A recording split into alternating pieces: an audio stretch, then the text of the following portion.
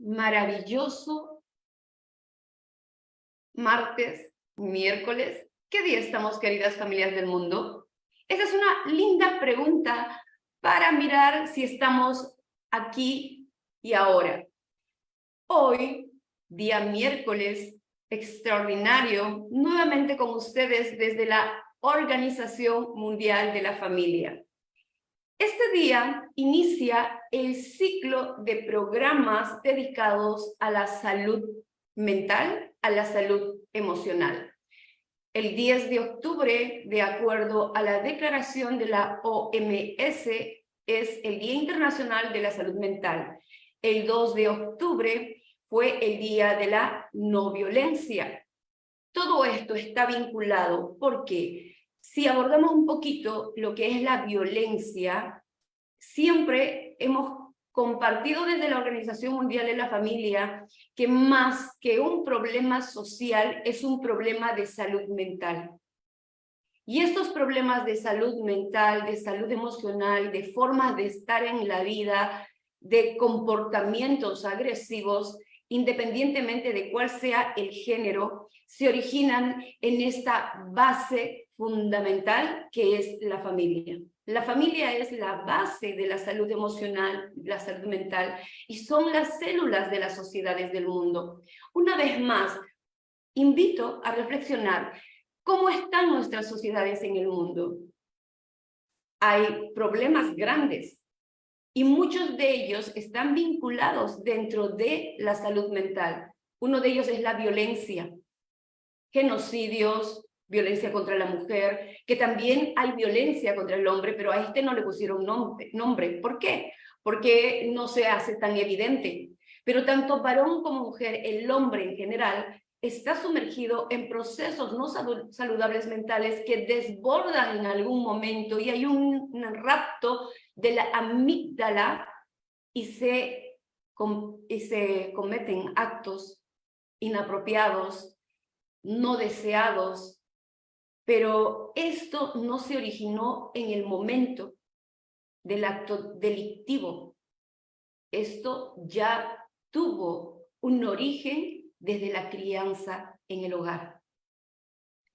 Se aprendió, por ejemplo, el ejemplo de los padres, todas estas formas de vida, estos tratos que se les dio, y se atravesó esta línea de vida en el proceso evolutivo de la infancia, niñez, adolescencia, juventud, luego viene la adultez, aprendiendo a vincularse desde la violencia.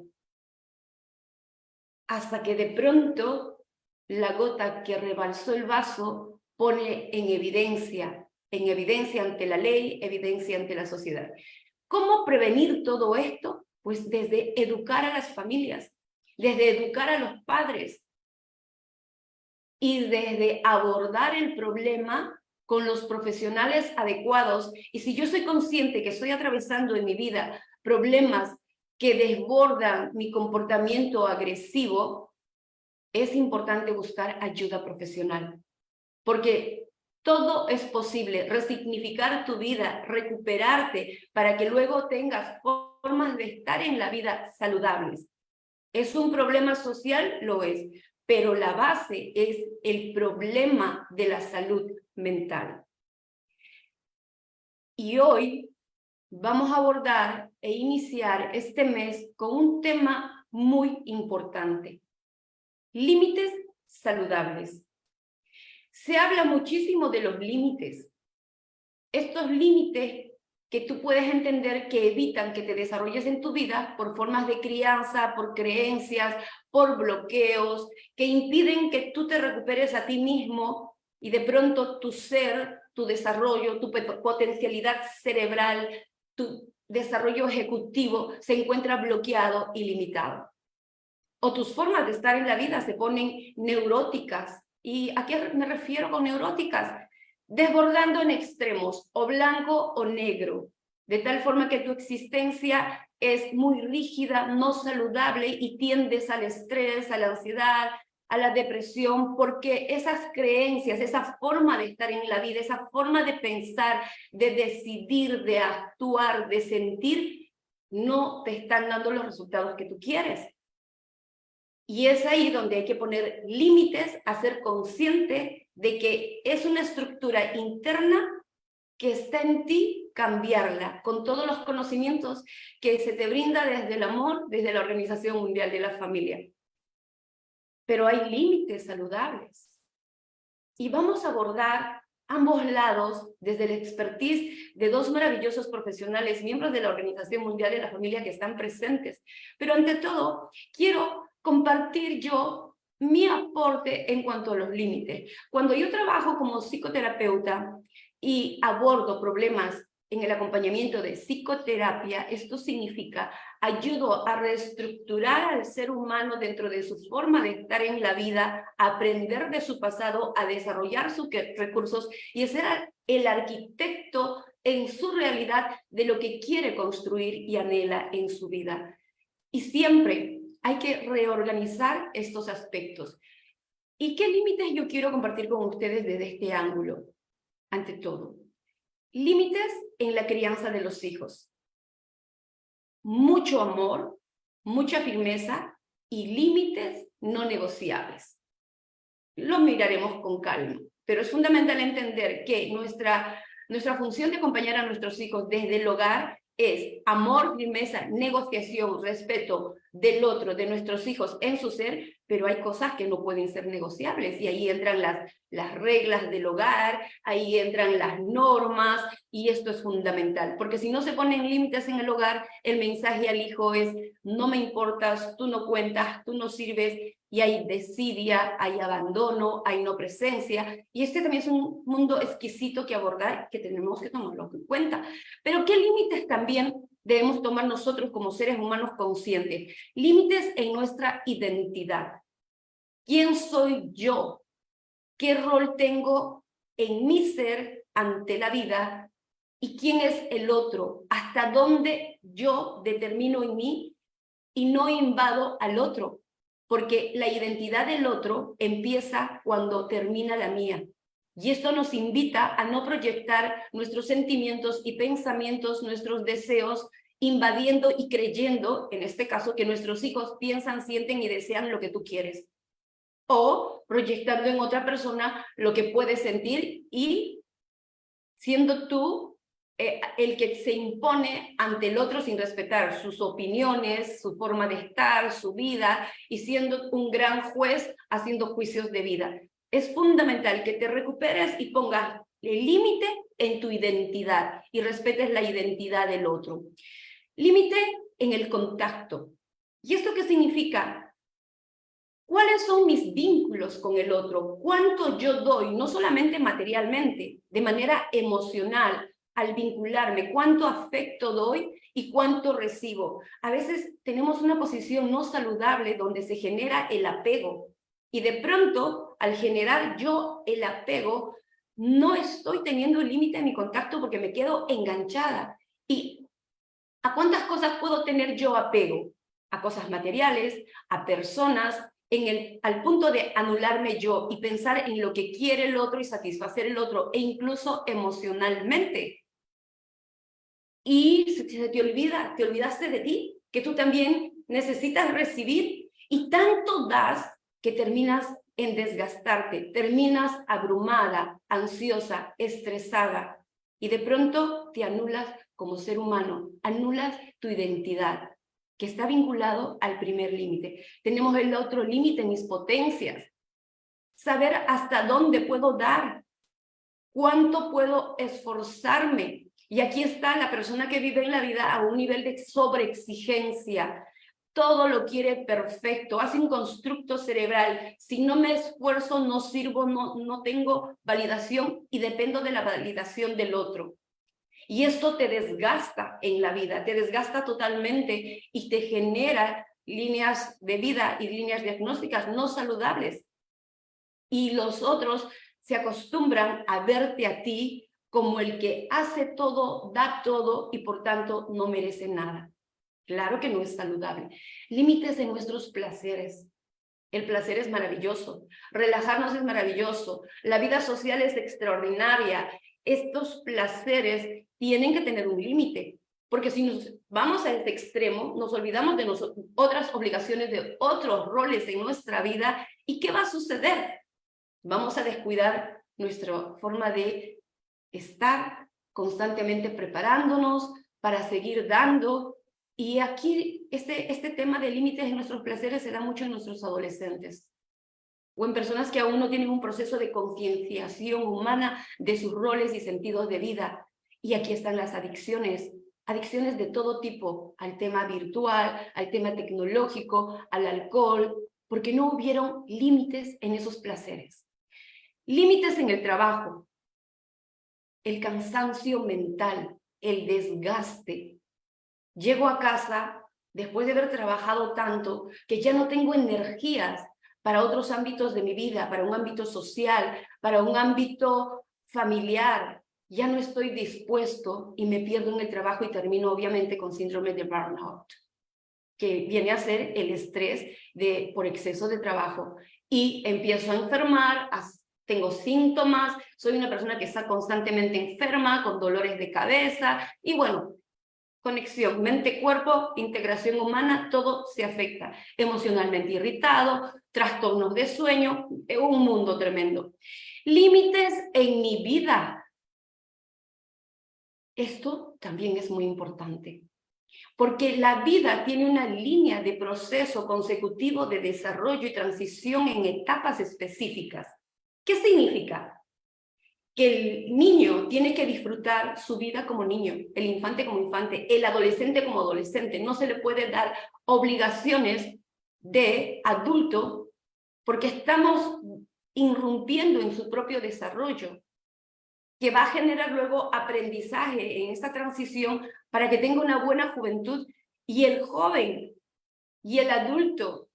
Y aquí hay un ejemplo. ¿Cuántos adultos hay que siguen teniendo comportamientos de adolescentes? Que no atravesaron estos procesos de vida, estos límites de vida dentro del respeto de sus procesos y maduración, que es muy importante tenerlos. Particularmente hay adultos, la madurez no determina la vida cronológica. Hay adultos que tienen comportamientos aún inmaduros, no son consecuentes con lo que quieren en la vida, y es que no atravesaron este respeto de límites en los procesos de su vida. O saltaron, o simplemente por eventos de vida fueron quemando etapas. Esa es la palabra, quemando etapas.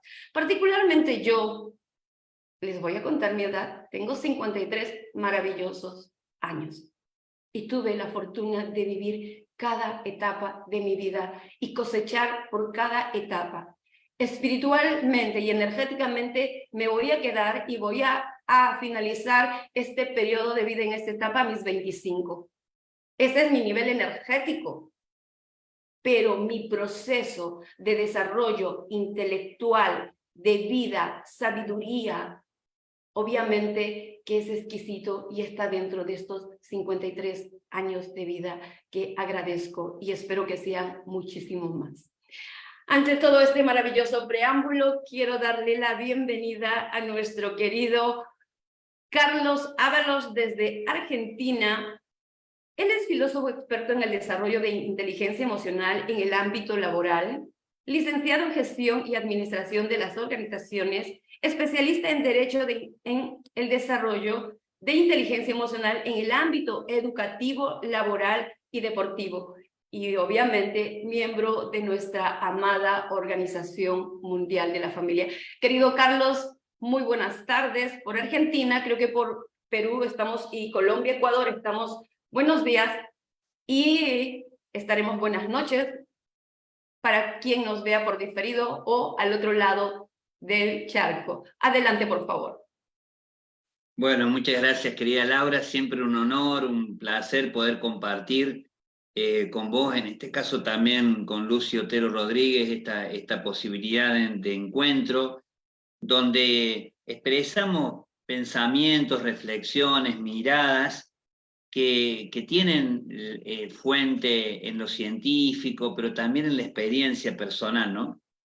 Es muy importante. En inteligencia emocional siempre decimos que nadie es tan pobre que no tenga nada para dar, ni nadie es tan rico que no tenga nada que recibir. Estamos todos desarrollándonos, todos en aprendizaje, somos siempre discípulos, y en este sentido también, en este aspecto de los límites saludables, que ese adjetivo de saludable le da todo este contenido que vos decías también, recién Laura, tiene que ver con mirar el límite desde su aspecto positivo, de manera proactiva, el límite como posibilidad, el límite como ordenador, el límite que tiene que ver con todas estas características que vos le dabas también.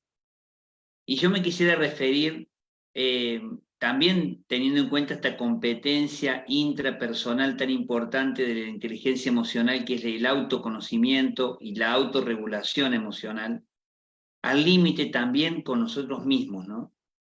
De esto que vos también mencionabas recién, y que tiene que ver con ese límite que nos ponemos a nosotros y que también nos ordena, nos da la posibilidad de vivir cada etapa en su momento.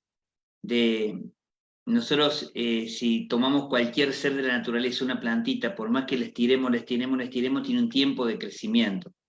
Pero una vez que se convirtió en árbol, nunca va a ser la plantita que empezó a germinar. Los seres humanos, al contrario de los otros seres, vamos y venimos.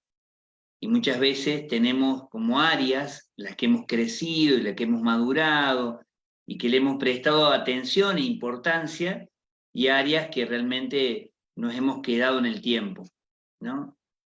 A veces uno dice, bueno, yo no podría andar con un pañal de adultos encima de mis pantalones por la calle, porque todos dirían, esta persona no está bien psicológicamente, pero hay muchos aspectos de nuestra vida que estamos en pañales, muchos aspectos que nos falta madurar, pero como no se ve, como estas competencias no son visibles muchas veces, se expresan, se manifiestan, pero que tienen que ver con esos procesos internos, nos parece que podemos transitar la vida así, ¿no? Entonces, me parece que el tema de reconocer los límites uno mismo es muy importante también cuando lo referimos a la salud. Es decir, también identificar cuáles son mis límites emocionales, aprender a reconocer cuando estoy alcanzando ese límite. Recién cuando hablabas de burnout, cuando hablábamos de otras patologías, el distrés o el estrés tóxico, el ego tóxico, todas estas cuestiones y manifestaciones que se presentan en nuestra vida por querer estar de alguna manera siempre prestando atención a veces más a la afuera que lo que sucede dentro de nosotros, nos imposibilita prestar atención a cuando me siento agotado, que recién mencionábamos también, a cuando me siento frustrado, cuando me siento abrumado, y utilizar ese sentimiento como una señal para empezar a operar ese sentimiento, es decir, el sentimiento es la emoción que pasa por el cuerpo, que transita el cuerpo, utilizar ese sentimiento para establecer límites. Frente al agotamiento, ¿qué hago? Frente a la frustración, ¿qué hago? Quizás debe haber habido pocas épocas en la vida, en la historia, en que se haya dado más importancia a la acción. Parece que nosotros somos lo que hacemos y nos referimos y socialmente nos reconocen por lo que hacemos. Pero también es cierto, como también de alguna manera mencionabas, Laura, recién, que somos un poquito más que lo que hacemos. Que hay momentos de ocio, y eso como filósofo para mí tiene un lugar muy importante. Hay momentos de ocio, es decir, no de negocio, que también tenemos que prestar atención. Hay momentos para detenernos, para mirar. Alguien decía, en la vida hay que hacer como cuando éramos chiquititos y teníamos que cruzar la calle de la mano de un adulto. Hay que detenerse, mirar para todos lados y avanzar. Pero en algún momento hay que detenerse, porque si no suceden los accidentes. Y estos accidentes son las cosas de nuestro mundo, de nuestra historia, de nuestro acontecer, que muchas veces nos significan justamente la falta de la salud, la patología, la enfermedad, o el andar. Hay una canción en Argentina que es folclórica que dice tanto correr para no llegar a ningún lado. A veces corremos, pero no sabemos a dónde vamos. Entonces, para que eso también el otro lo entienda, otro signo de salud en los límites es comunicar mis límites de manera clara, de manera respetuosa, expresar las necesidades, empezar a decir lo que necesito.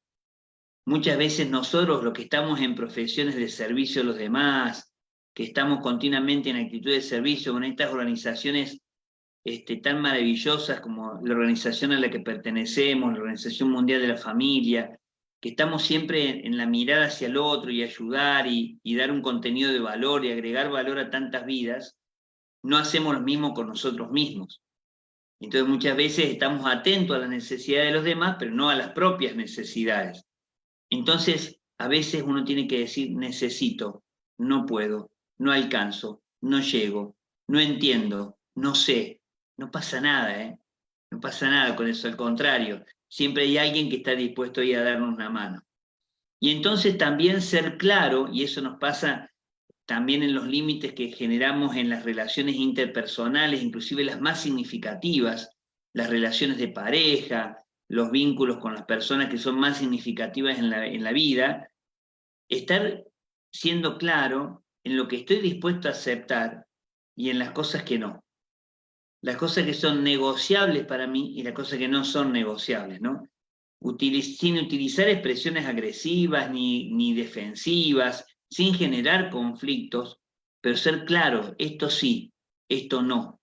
Una de las cosas que nos ha enseñado la programación neurolingüística, especialmente, son esas declaraciones, la declaración del sí, la declaración del no, de la gratitud, del perdón, y la declaración del no es una de las que nos generan mayores dificultades. No sabemos decir no. Y decir no de manera que haya mucho sí de por medio. A veces yo le digo que no a algo, tengo muchos caminos de sí. A veces cuando digo sí a algo, tengo muchos caminos de no. Entonces aprender a decir no y no sentirme culpable porque me niego a hacer algo que me genere estrés, que me genere estar incómodo, que me genere de alguna manera tener que estar todo el tiempo dando justificaciones, todo el tiempo de mis no. Tengo un fundamento del no, pero no tengo que estar continuamente dando explicaciones a todo el mundo de por qué mis no. Inclusive cuando nos movemos en sociedades que las reglas de juego no responden a los valores que nosotros tenemos. Entonces muchas veces el éxito está reñido con la honradez. El éxito está reñido con lo ético. El éxito está reñido con lo profundamente humano, ¿no? Y el empezar a decidir vivir el lado humano de la vida significa decir no a un montón de cosas. Que vienen un montón de sí atrás, ¿no? Pero le tenemos que decir que no. Y ahí empezamos a priorizar también, que es una manera saludable de vivir el límite, nuestro bienestar emocional. Cuidar esa salud emocional. Asegurarnos de darnos tiempo a nosotros mismos. Inclusive para hacer actividades que nos gustan y que son de las más simples, ¿no? El salir a caminar. Miren, yo muchas veces me doy cuenta de cómo está mi estado anímico y si estoy poniendo los límites en lo que debería ponerlo, cuando me pongo a pensar cuánto tiempo hace que no miro el cielo. Entonces cuando transito, cuando voy, digo, uy, mira el cielo, ¿hace cuánto tiempo que no levanto la vista, la mirada para mirar el cielo? Esté como esté ese cielo. ¿Cuántas veces andamos mirándonos a nosotros mismos, ¿no? Como mirándonos a nuestro propio cuerpo ensimismados y seguimos de manera rutinaria y por eso nos cuesta tanto poner límites también, ¿no? Porque se nos va la energía, porque no priorizamos las necesidades personales y ahí donde aparece, y que es una verdadera higiene emocional, el establecer rutinas de autocuidado. Establecer rutinas. ¿Qué quiere decir? Que yo me propongo, lo agendo. No hay prioridad sin agenda. Entonces lo agendo, priorizo, le doy el tiempo para que darle también ese valor. Dice John Maxwell, un pensador que uno admira tanto y que dice, miren, lo importante no es tener una agenda llena, sino preguntarse con qué está llena tu agenda. Entonces también empezar a llenar mi agenda de esas cosas que tienen que ver con el autocuidado, con el ejercicio, con la meditación, con la lectura de un libro, con disfrutar hasta de un baño relajante, de disfrutar de algo que me haga bien.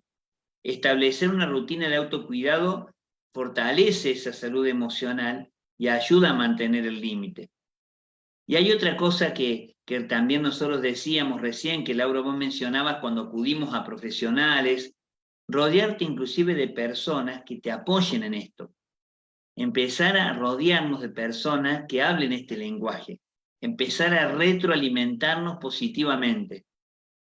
Yo digo que hasta a veces hasta los lazos sanguíneos están sobreestimados, ¿no? Muchas veces uno encuentra en la vida hermanos de la vida que no tienen nada que ver con la sangre, pero son personas que están prestando oído, que están ahí, que están ayudando, que están apoyando. Me pasa en mi vida profesional inclusive, cuando desarrollamos trayectos, entrenamientos de desarrollo de inteligencia emocional con las personas, con las organizaciones, muchas veces, ¿qué es lo primero que uno busca en esos lugares? Un espacio de escucha, alguien que me escuche. Porque la verdad que la primera competencia de comunicación y la más importante no es hablar bien, no es hablar lindo, es realmente escuchar. La gran competencia comunicacional es aprender a escuchar empáticamente. Y entonces esto es sumamente importante porque nos da la posibilidad de testear si nosotros necesitamos realmente seguir caminando solos, si podemos contar con ciertas personas y cuándo necesitamos buscar ayuda profesional si es necesario. Hay límites emocionales que necesitamos de estas herramientas que decíamos que vienen desde lo profesional. ¿Por qué? Porque el profesional objetiva, mira desde otro lugar, toma distancia, no está el lazo o el vínculo afectivo o el de intimidad. Entonces, un profesional de salud mental muchas veces nos lleva a poder transitar cuando nos damos cuenta de que no puedo poner límites porque no estoy viviendo mis emociones funcionalmente, sino disfuncionalmente. A veces no estoy poniendo límites a mi tristeza, pero ya lo estoy viviendo en depresión. Entonces necesito ayuda profesional, de profesionales competentes en esa área. A veces no estoy pudiendo poner límites y eso me genera mucho enojo, pero ya lo estoy transitando en forma de ira. Entonces, como manejo esa emoción de manera disfuncional, tengo que empezar a trabajar. No puedo manejar mis miedos con respecto a la apuesta de no, pero ya lo vivo en forma de pánico. Entonces necesito la ayuda profesional. El darme cuenta que necesito ayuda profesional es la puntita del iceberg, ¿no? Que me ayuda a ver todo lo que está detrás. Hay una historia que a mí me hace mucho sentido y que suelo contar de un reino donde había un sabio que justamente era muy, muy, muy conocido porque nunca se equivocaba, siempre tenía razón, nunca se equivocaba. No piensen en una persona que nunca se equivoca, nunca tenía error. Entonces el rey, como lo conocía este sabio, decide mandar a sus hijas, como le daba la mejor educación que tenía, le decide mandar a las hijas a verlo a este sabio, que también aprendan de este sabio que nunca se equivocaba. Hubo un detalle que no tuvo en cuenta este sabio, es que las hijas eran adolescentes. Entonces, lo primero que hicieron, apenas salieron camino al sabio, una de ellas dijo, yo voy a probar que el sabio se equivoca. Vas a ver, le dijo la hermana. Yo te voy a demostrar que sí se equivoca. Entonces, en vez de aprovechar el sabio, ¿no? Entonces tomó una mariposa en la mano, en su puño, y la llevó. Dice, le voy a hacer una pregunta al sabio. Si esta mariposa que yo tengo en la mano está viva o está muerta. Si me dice que está viva, presiono y se muere, se equivocó. Si me dice que está muerta, la suelto y vuela, se equivocó. De las dos maneras se equivoca. Llegó hasta el sabio y entonces le hizo la pregunta al sabio. Le dijo, usted que sabe tanto, que nunca se equivoca, que no comete errores, ¿la mariposa que yo tengo aquí está viva o está muerta? Entonces el sabio la miró con una sonrisa, con mucha dulzura, entendiendo la etapa que estaba viviendo, y le dice, depende de vos, porque está en tu mano. Entonces, eso muchas veces, de eso se trata el poner límites, el descubrir qué cosas están en mis manos y qué cosas no están en mis manos. Y las cosas que no están en mis manos, que no estén en mi mente. Muchas veces la puesta de límite es más por una imagen que yo quiero brindar, algo que yo quiero aparecer, algo que yo quiero mostrar muchas veces, y que en realidad no está en mis manos hacerlo. Sufrimos mucho los adultos por estas cuestiones. A veces nosotros lo vimos en la adolescencia. Yo hace 30 años que acompaño adolescentes en el ámbito educativo, y muchas veces nosotros vemos en los adolescentes esa desesperación de caer bien a los demás, de ser aceptados, de ser tenidos en cuenta, especialmente por el grupo de pares, ¿no?, que es tan determinante en la adolescencia. Eso se supone que en la adultez uno va generando autonomía. Lo que vamos viendo en los últimos años es que no hay mayor autonomía, sino al contrario, mayor heteronomía. Y quizás ese sea el auge también de las redes sociales y cómo las usamos, ¿no? Muchas veces no ponemos límite en el uso de redes sociales porque necesitamos mostrar permanentemente felicidad, éxito. A mí la palabra éxito yo siempre la pongo entre comillas, porque me gusta mucho más la palabra fecundidad, ¿no? Me gusta más una vida fecunda que una vida exitosa. Pues la vida fecunda muchas veces es desconocida por un montón de gente, pero no pierde fecundidad.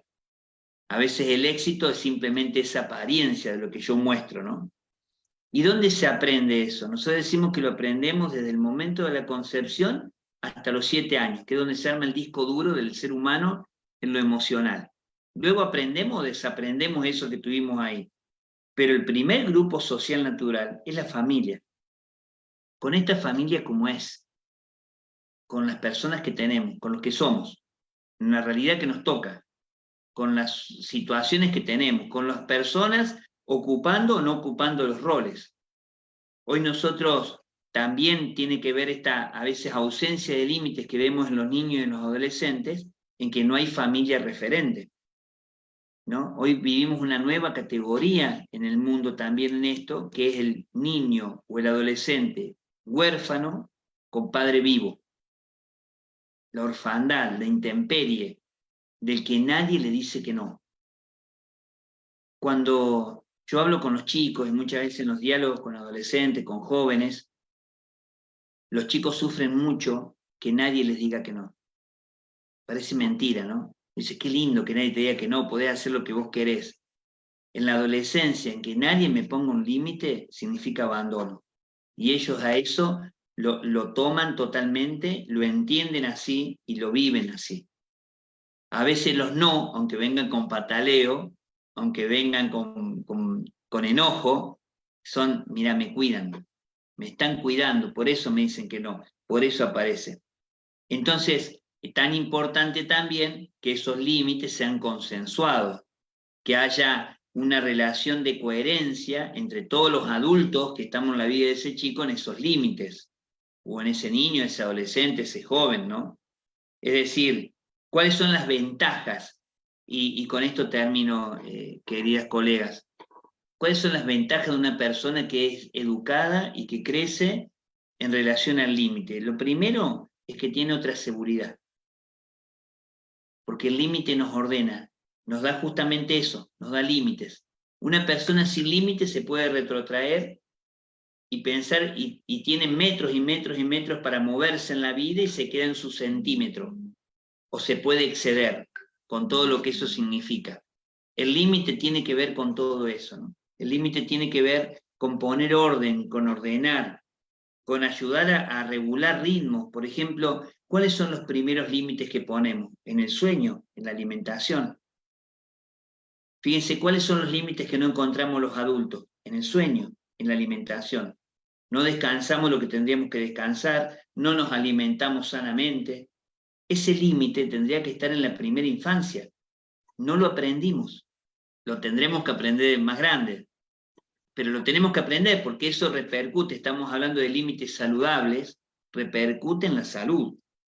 En el autocontrol emocional, una persona sin límite no se puede controlar porque no hay norma, no hay ley. Y cuando no hay norma y no hay ley, todo está permitido, todo es lo mismo. A veces nosotros miramos a los chicos y decimos, ¿cómo puede ser? Bueno, nosotros siempre recordamos el tiempo pasado como si fuera mejor, ¿no? Porque idealizamos el pasado. Nadie recuerda objetivamente. Entonces, cuando miramos para atrás decimos, no, antes nosotros, no, la figura del padre, la figura de la madre.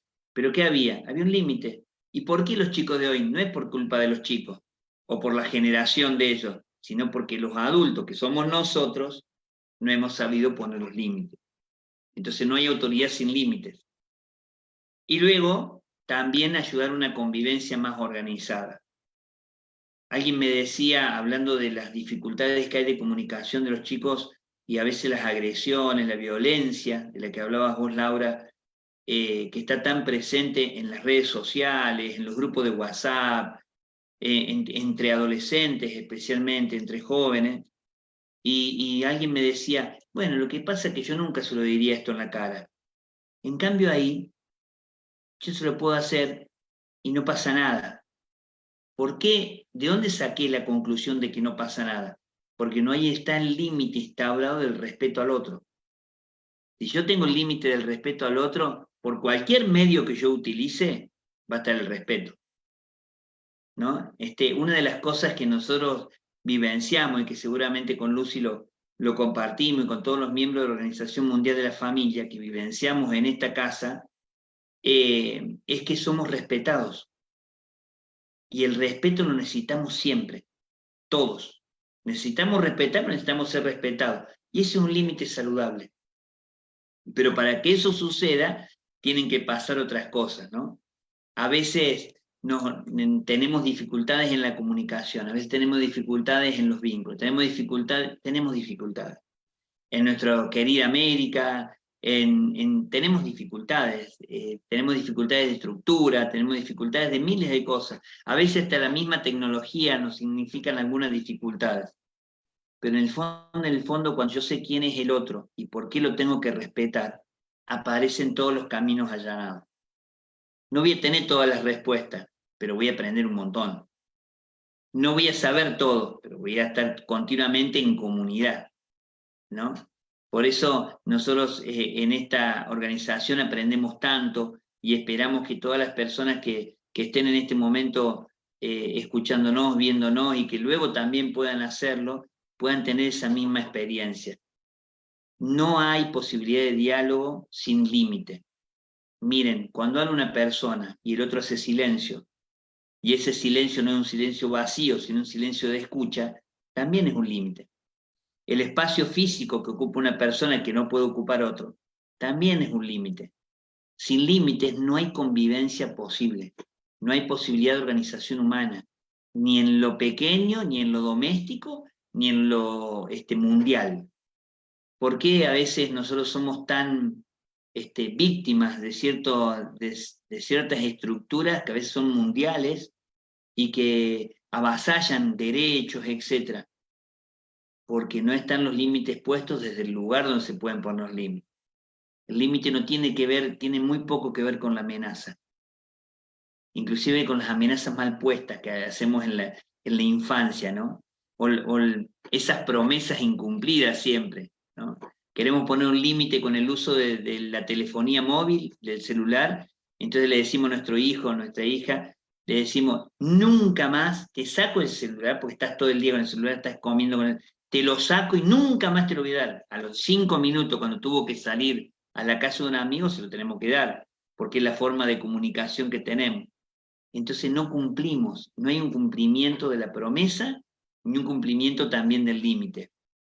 El poder poner límites que sean sostenidos en el tiempo, que sean cuerdos, es decir, que sean proporcionales a la edad, proporcionales a las circunstancias, es todo un proceso de sabiduría.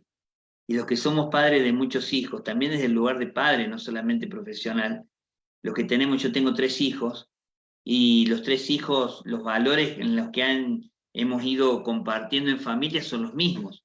La puesta de límite no, porque también depende del otro.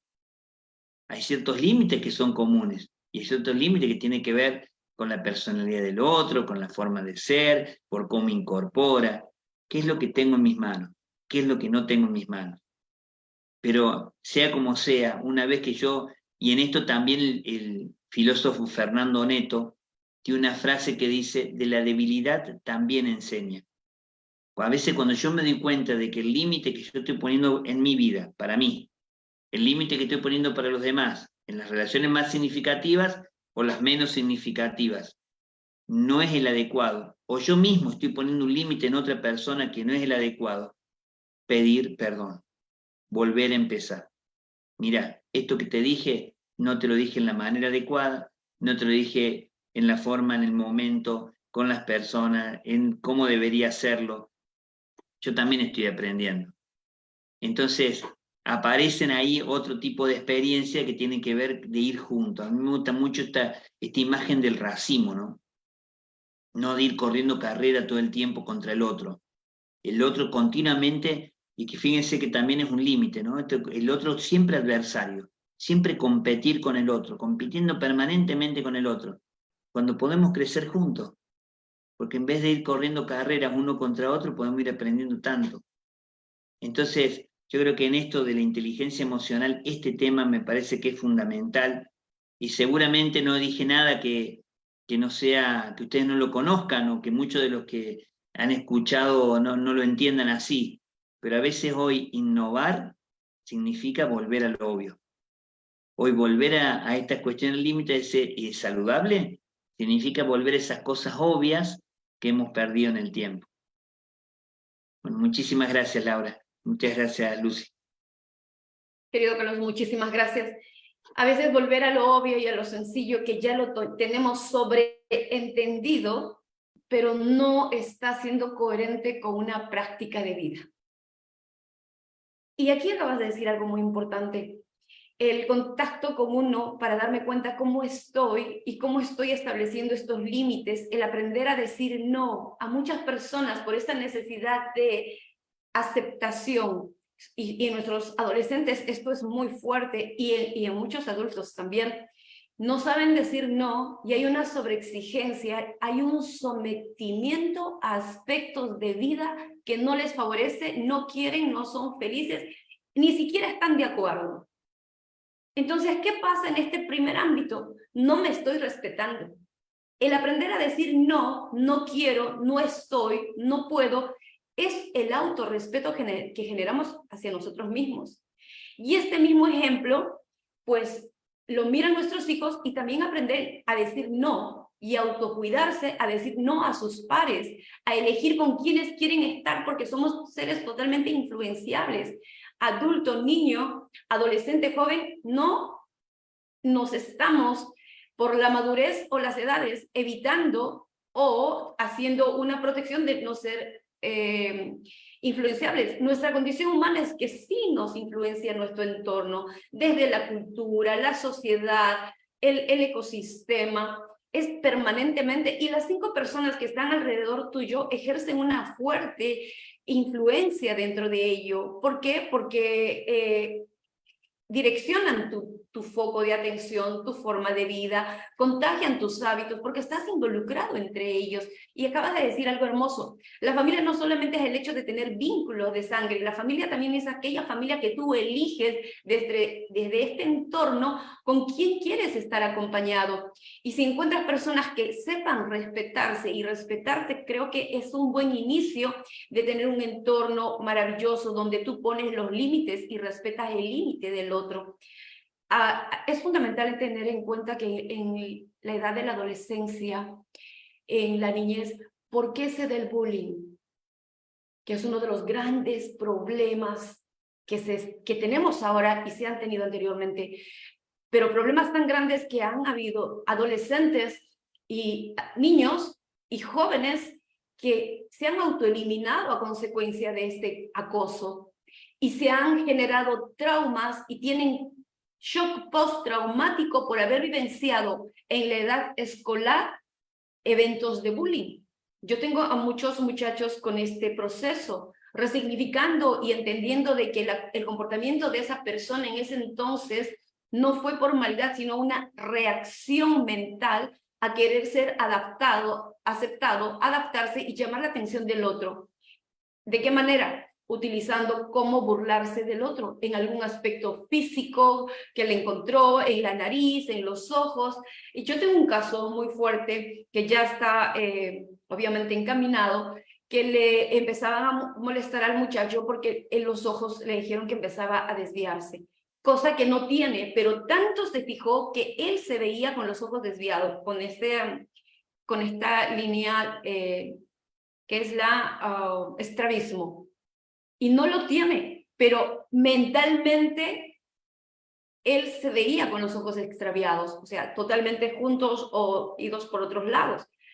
¿A qué nivel? Y que sentía, le sudaba las manos, somatizaba en la garganta y tenía dolor de cabeza, perdón, estómago, cuando él exteriorizaba este miedo y este temor de que en algún momento lo vuelvan a llamar así. ¿Y dónde está este muchachito ahora? En la universidad. Y obviamente no tiene habilidades socioemocionales. Es una persona totalmente insegura, que eso ya se está revirtiendo, o sea que todo, aquí y ahora, es posible reconstruir, resignificar desde este entendimiento profundo, y es fundamental buscar ayuda profesional. Pero ¿qué más? ¿Qué pasa en los hogares con los padres? ¿Por qué a los padres les resulta tan difícil trabajar en estas habilidades socioemocionales, trabajar con sus hijos en la educación, en emociones, en esta inteligencia emocional? ¿Por qué? Porque hay una realidad que tenemos que asumir. Y si nos damos cuenta y la asumimos, aprendemos y hacemos cambios importantes. Es que hay una ignorancia, un total analfabetismo emocional en los hogares. Hay una sobrevivencia y eso es lo que estamos duplicando y mucho más. Entonces, esa necesidad de querer ser aceptado por el otro genera, y por los modos de crianza que también fueron anulados, quizá de sobreprotección, de carencias de figuras, generan en los hijos una dependencia tal, y cuando se construyen las relaciones de pareja, pues no son saludables, son dependientes, y ahí encuentran a una pareja que hacen lo que quieren sin respeto con una de los que participan dentro de la relación y el vínculo, y el otro que soporta absolutamente todo y permite que le hagan muchas cosas desagradables, terribles, al nivel de que el día de ayer, ¿por qué lo menciono? Mi hija vino de la universidad totalmente conmocionada, un muchachito se tiró de uno de los edificios de la universidad. Sí, y hasta el momento me duele en el alma y en el corazón. Querida Lucy, querido Carlos, qué importante es ya implementar en las universidades programas específicos que ayuden a desarrollarlos emocionalmente, reconstruir, resignificar los eventos de familia y darles todas las habilidades socioemocionales, resiliencia y conocimientos para afrontar los momentos adversos de vida y romper ya con estas heridas emocionales que estás haciéndolo dependientes y construyendo un mundo que totalmente no favorable e irreal hacia ellos. Este muchachito, luego de que tenía supuestamente muchos conflictos con la enamorada le terminó y el chico se fue y se tiró del edificio. Tremendo, y sí, me duele en el alma y en el corazón porque no es el único caso. Hay muchísimos más. Nuestros adolescentes, nuestros jóvenes están sobreviviendo, no están viviendo. Usted ve a chicos que están felices, que se ríen por la edad emocional que están atravesando, el tema de la adolescencia, reactivos, las emociones las sienten altísimamente, gritan, su comunicación obviamente no es asertiva, no, y pretenden ser felices y hacen cosas para ser aceptados. Pero dentro, ¿cómo están? Y la mayoría de vínculos afectivos que están desarrollando no son saludables. Porque por ahí me voy enterando, voy abordando, me buscan, tengo pacientes, no son saludables. Es una situación de emergencia. Por eso es que la Organización Mundial de la Familia declara no solo un día, todo este mes de octubre para poder abordar temas de salud en prevención, con hábitos saludables, con una agenda de priorización de cosas que tengo que hacer yo en mi vida para darle orden a esta mente, qué sigue y qué más, y darle un tiempo con límites hermosos de construcción, dónde me conviene, dónde no, a dónde no asisto y a dónde sí, y aprender a tener estos hábitos saludables que vamos a seguir compartiendo en los próximos programas, también afianzando específicamente. Desde ya los invito, el día 10, martes, vamos a tener otro equipo de la Organización Mundial de la Familia abordando el tema de prevención de salud mental y abordaje de las líneas diagnósticas que ya se están presentando.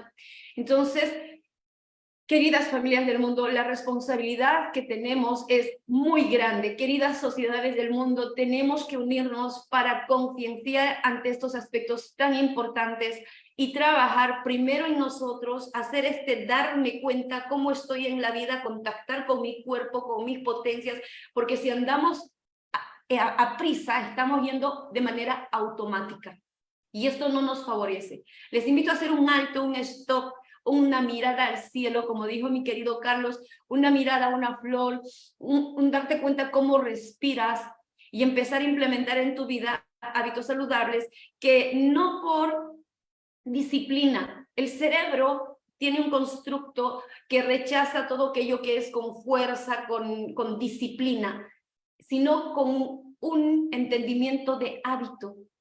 El hábito es un proceso que se construye con algo específico que yo quiero y lo repito y lo repito y lo repito. Entonces se genera una conexión neuronal, una neuroplasticidad de aprendizaje, de repetición que se hace cada vez más fuerte y ya la incorpora, se integra en tu ser y forma ya parte de tu vida. Y esa es la metodología de cualquier hábito saludable que quieras implementar en tu vida. Y pequeñas acciones logran grandes transformaciones. Y en la definición, querido Carlos, del éxito, hay un sesgo cognitivo con la palabra éxito, que creen que es tener resultados extraordinarios en todo lo que se haga, pero se olvidan el proceso.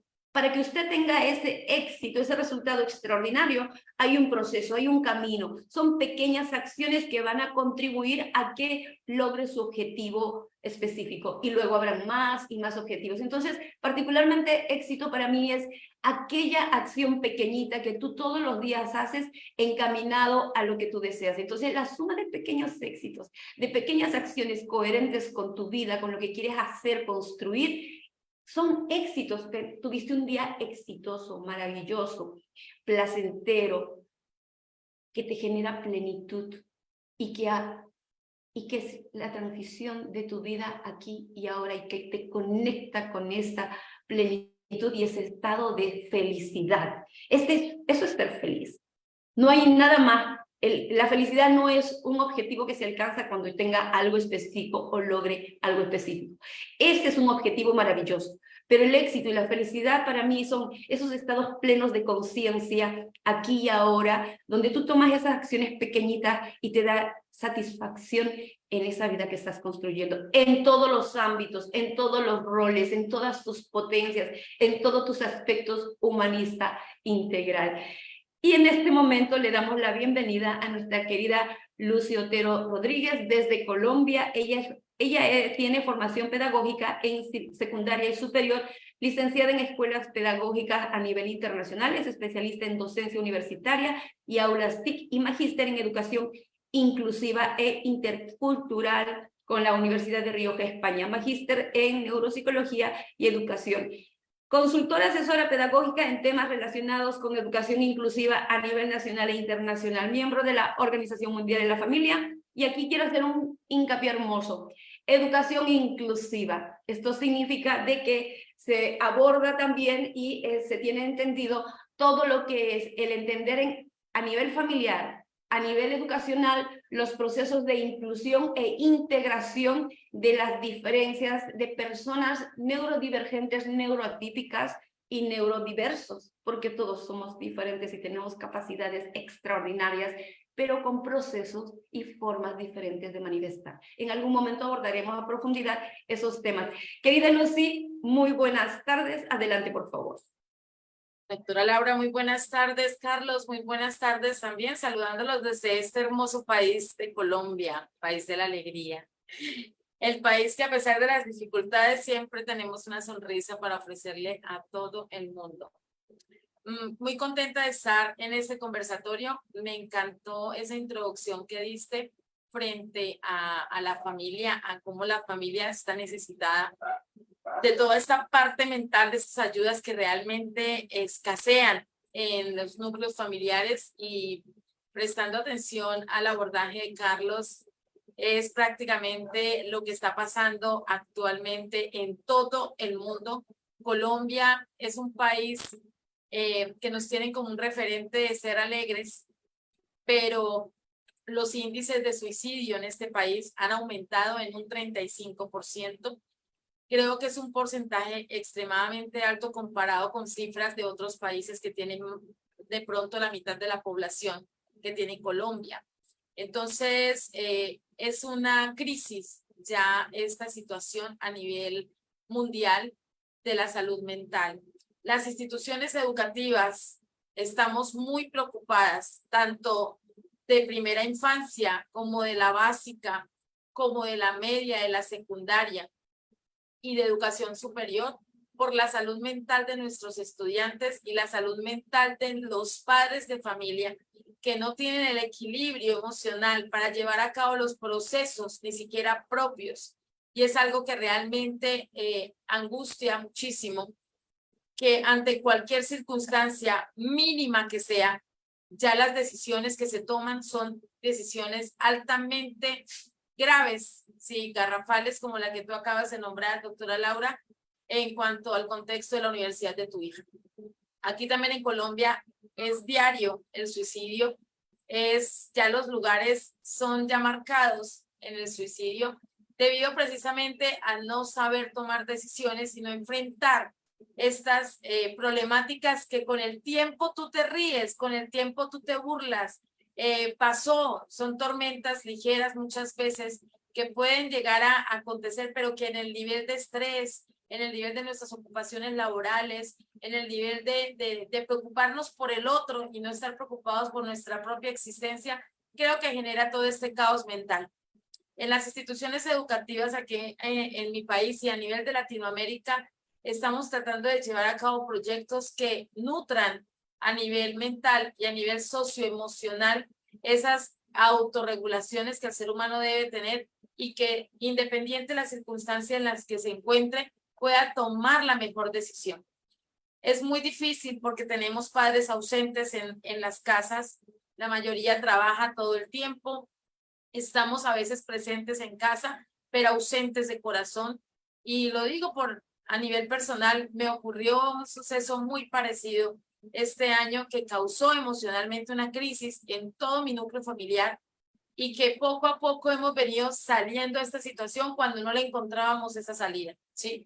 Entonces, sí se puede, con una muy buena mentalidad, estar sincronizados, sintonizados y no ver en ese problema un caos que muchas veces no le encontramos esa solución. Todo tiene solución en esta vida, es un dicho que en muchos países lo comentamos y que es solucionable cada uno de las decisiones que se toman cuando son de pronto decisiones negativas. Me voy a permitir compartir con ustedes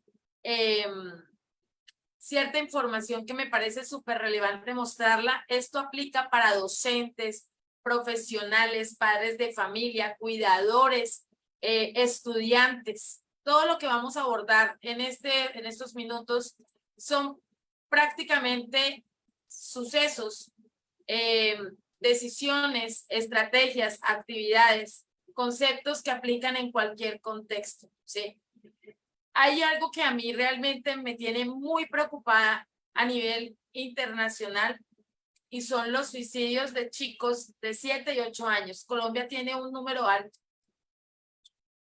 Ya los niños no piensan en su niñez, no piensan en jugar, sino reemplazan estas estrategias, estas formas de vida por situaciones de pronto que ni comprenden ni entienden, influenciados por los demás, porque sencillamente hay algo que neuronalmente nunca va a faltar en el ser humano y es la repetición, que a través de las neuronas espejo siempre vamos a tenerlas presentes, ¿sí? Tú todo lo aprendes muchas veces por neuronas espejo. Y estas neuronas están ubicadas en esta parte, ¿sí? Algo que es inevitable que suceda, un bostezo, un estornudo, una palabra, una frase, un olor, todo a nivel sensoperceptivo entra, ¿sí? Por los diferentes canales, generando activación de estas neuronas que las tenemos activas las 24 horas del día. Por eso tantas repeticiones y por eso la importancia de empezar a trabajar esas emociones y esos textos, conceptos socioemocionales en los niños desde que están pequeños, ¿sí? Pero antes de ver estos límites saludables que tenemos como título en este gran conversatorio, es mirar si emoción y sentimiento son lo mismo, porque es que tiene mucho que ver el concepto de emoción y el concepto de sentimiento, ¿sí? Para nosotros poder poner límites saludables. Nosotros muchas veces vemos en las emociones respuestas o cambios que se pueden dar de forma interna o que se pueden dar de forma externa, ¿sí? Y son espontáneos. Tú estás emocionado y tú inmediatamente generas todo un conglomerado de adrenalina, dopamina y todas estas sustancias químicas que de una u otra manera pueden afectar, ¿no? En ese momento tus decisiones. Pero otro elemento importante que es el que debe fluir dentro de nuestro contexto inmediato es entender los sentimientos. Cuando hablamos de sentimientos, ya nos referimos a la toma de conciencia de las emociones, ¿sí? Las emociones, sin autorregularlas, casi siempre trae respuestas que lamentablemente no son respuestas a veces acertadas. Pero si nosotros le ponemos sentimiento a esto, vemos que esos sentimientos están dirigidos a personas, a objetos, a situaciones que nos pueden llevar a tomar decisiones asertivas, ¿sí? Decisiones asertivas. Entonces, un ejemplo claro es cuando le tenemos amor a una persona o rabia, ¿sí? O de pronto pena, a una situación de pena por la pérdida de algo que se nos haya de pronto extraviado, ¿sí? A nivel sentimental, cualquier objeto o cualquier elemento. Y que de una u otra manera para nosotros son realmente importantes.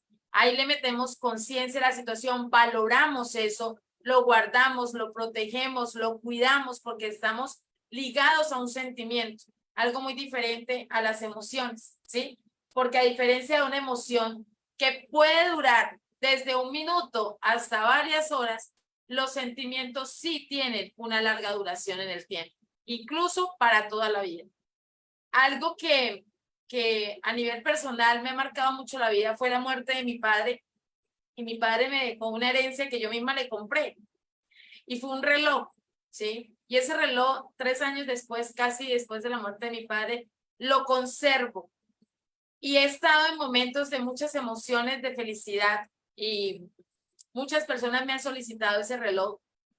Y a nivel emocional, a veces tiendo a decir que sí, por el miedo a decir no, a ver si la persona me puede rechazar, pero vienen los sentimientos y los sentimientos me obligan a decir no, porque es un elemento que para mí tiene un valor fundamental, supremamente relevante. Entonces, miremos la diferencia para establecer límites entre las emociones y los sentimientos. Los límites se establecen bajo sentimientos, no bajo las emociones. Algo muy importante para tener presente, ¿sí? En las relaciones interpersonales, ¿cómo se establecen los límites? ¿Sí? Nosotros tenemos un estilo comunicativo asertivo como un medio para que nosotros tengamos relaciones saludables, pero también es importante establecer límites personales.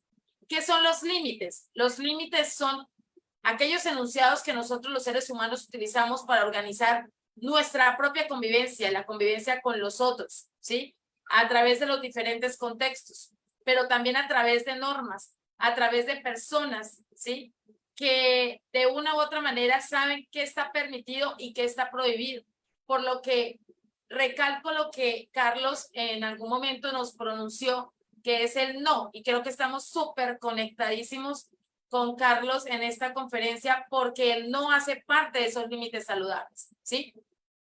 Cuando nosotros tenemos esos límites personales, que son esas reglas, que son nuestras, que son propias y que muchas veces deben ser arraigadas no de las emociones, sino de los sentimientos, nosotros fijamos dentro de nuestras relaciones, pues definitivamente unos parámetros que nosotros debemos respetar y que debemos hacer cumplir, ¿sí? Para que nos empiecen a identificar cómo somos y no vernos a nosotros de manera vulnerable.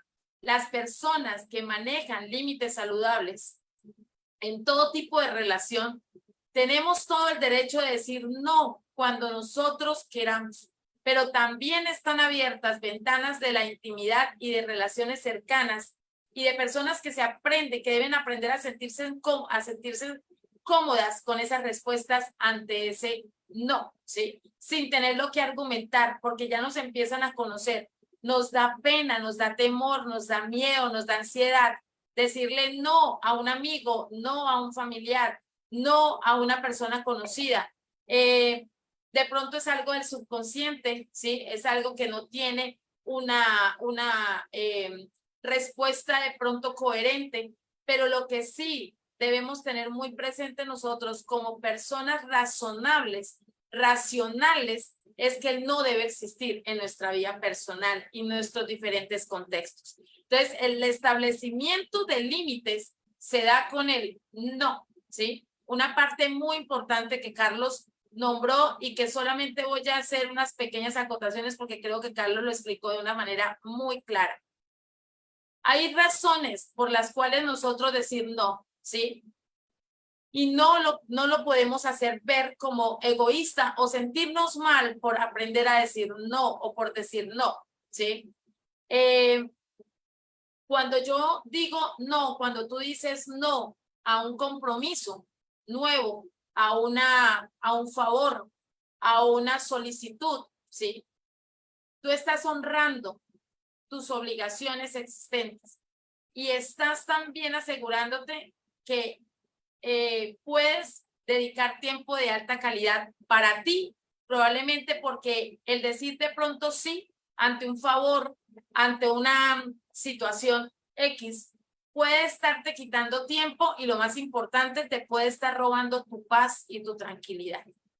Y eso no está permitido en ningún contexto. Tú puedes tener paz en tu casa, pero si no tienes paz en ti mismo, estás encerrado literalmente en ciertos contextos que pueden llevar a vulnerar tus sentimientos y definitivamente a tomar decisiones garrafales, ¿sí? Como ya las emociones de ira, rabia, porque no me cumplió esta persona, porque yo le hice un favor y esta persona abusó de la confianza, porque le presté tal cosa y nunca me la devolvió. Entonces comienzas a robarte tú mismo tu paz mental. Entonces es muy importante pensar en ese no y pensar en ese sí, ¿sí? Si yo voy a decir sí, debo ser coherente con las posibles consecuencias que me trae ese sí, conociendo muy bien la persona que me está solicitando el favor, que me está generando ese compromiso, que muchas veces no puede ser un compromiso de tipo social, sino puede ser un compromiso económico, un compromiso emocional, un compromiso afectivo, ¿sí? Un compromiso incluso mental, ¿sí? Ante un consejo, ante situaciones que a veces nos dicen, yo soy una persona muy dulce para que me busquen personas con conflictos emocionales y que me digan, tú eres muy buena aconsejando, dame un consejo. Y muchas veces me meto en líos precisamente por ofrecer este tipo de servicio y me quita la paz, ¿sí? Me la roba. Entonces, hay algunos elementos importantes que voy a nombrar acá para que tengamos muy presentes el por qué tenemos derecho a decir no, ¿sí? Porque es que prima nuestra salud mental. Nuestra salud mental no puede estar por debajo de la salud mental de otras personas, solo por complacerlas, solo por hacer parte de su rol, de su contexto. Entonces, decir no te puede permitir a ti probar nuevas cosas. ¿Qué nuevas cosas puedo probar? El que yo le diga que no a una persona y que esa persona me demuestre que en realidad puede llegar a ser con su comportamiento frente a esa respuesta de un no, porque siempre está acostumbrado de pronto a que yo diga sí. Y eso a mí me ha pasado, ¿sí? Yo ya aprendí a decir no, porque me he metido en unos líos increíbles. En todo el sentido, he perdido amistades, he perdido economía, he perdido dinero, precisamente por miedo a decir no, ¿sí? Entonces yo me puedo estar perdiendo de probar cosas nuevas solo porque las que yo actualmente he ayudado a planear y he dicho sí, como por ejemplo una comida anual familiar, pues no significa que yo tenga que hacerlo siempre y podemos probar que otra persona puede cocinar hasta mejor que yo. Entonces vamos a probar la sazón de tal persona. ¿Por qué yo lo tengo que hacer siempre? Entonces yo digo no, se debe buscar otra persona que pueda reemplazarme a mí, porque siempre haciéndolo yo, probablemente no aplica en el contexto familiar, ¿sí? Y ese no que tú dices te permite sacar espacios y tiempos para perseguir otros intereses que tú tienes de pronto de mayor relevancia, ¿sí? Cuando nosotros decimos siempre sí, no es saludable, ¿sí? Porque cuando tú estás demasiado comprometido a nivel laboral, a nivel familiar, a nivel personal, tu estrés va a aumentar, tu nivel de ansiedad va a aumentar, no te va a alcanzar el tiempo para cumplir con todos los roles que tú cumples. Yo me sorprendo hoy en día de todos los que somos profesionales y hay una característica a nivel profesional que me dicen muchas personas que me buscan, Lucy, me encanta porque tú nunca dices no. Cuando son intereses de tipo laboral, cuando son intereses de tipo académico, cuando el reto es que yo tenga que leer información relevante, yo no soy capaz de decir que no porque lo veo como es como un reto, ¿sí? Pero hay situaciones personales que me demandan precisamente decir que no. Y esto me da a mí la tranquilidad de saber que ese no me va a quitar a mi tiempo frente a lo que yo puedo dedicarle a nivel personal, a mi familia, ¿sí? A encontrarme conmigo mismo y demás. Entonces, aprendamos a decir no, porque muchos sís pueden generar estrés y hasta nos podemos enfermar y nos podemos deprimir por exceso precisamente de compromisos que muchas veces son inalcanzables en un tiempo. Decir que sí también elimina a otras personas, ¿sí? Cuando dices que no, nosotros abrimos la puerta para que alguien más pueda decir, si no lo hace Lucy, entonces lo hago yo, ¿sí? Y delegar esa función a otras personas también que pueden demostrar que pueden lograr ese favor, que pueden alcanzar esa expectativa, que pueden contextualizar a los demás con sus habilidades, etcétera, ¿sí? Y ayudar muy probablemente a que esas personas que nunca decían que no, que nunca decían que sí, tienden a arriesgarse y a encontrar de pronto habilidades en esas personas. Vamos a verlo por el lado positivo, porque es el decir no. ¿Cómo puedo yo establecer mis límites o los límites en los diferentes contextos? Yo debo concentrarme más en lo que realmente sí importa y preguntarme si yo puedo asumir ese compromiso y si es importante hacerlo para mí. Acabo de darles un ejemplo súper importante, ¿sí? Cuando yo digo sí a todo lo que tiene que ver con lo laboral, conferencias, talleres, webinares, así sean gratuitos, lo hago porque hay un interés muy personal y muy importante para mí y es crecer a nivel profesional, ¿sí? Entonces no existe un no en esos momentos. Siempre agendamos, reagendamos, buscamos la manera, pero es algo que me interesa, ¿sí? Y que me va a traer consecuencias positivas. Por eso el sí siempre va a estar presente.